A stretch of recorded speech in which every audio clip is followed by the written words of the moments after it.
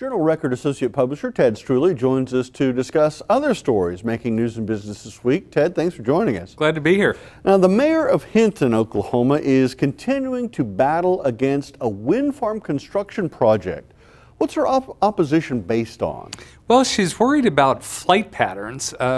She told us that she discovered when she was researching the permitting process that NextEra is building their wind farm, or about to start building a wind farm, in a flight path where NATO pilots who are in training fly out of Sheppard Air Force Base in Wichita Falls. She says that when she contacted the Air Force Base, they didn't know anything about the coming wind farm, but when we talked to NextEra, they said they've been in regular communication with the Air Force Base and that they're working with the military to make sure that those wind turbines are not an obstruction for the NATO pilots. Mm-hmm.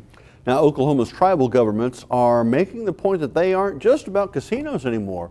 What new business ventures are they branching out into? Well, you know, the biggest tribes have branched out into a lot of different businesses, from construction to ammunition manufacturing and banking, all kinds of things.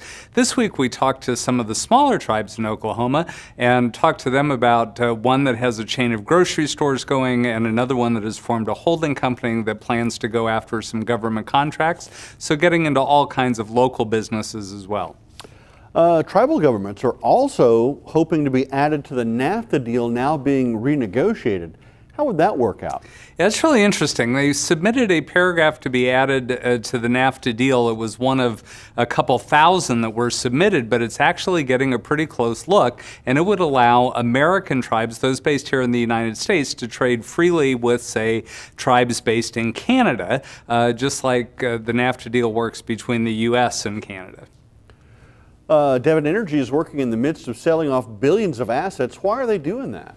Well, they are selling off about $5 billion worth. We've known this for quite a while. This week they made a better than $3 billion sale of their interest in EnLink Midstream, which was a Devon spinoff. That money's going to go to primarily reduce debt, shore up their balance sheet, and improve their debt ratios.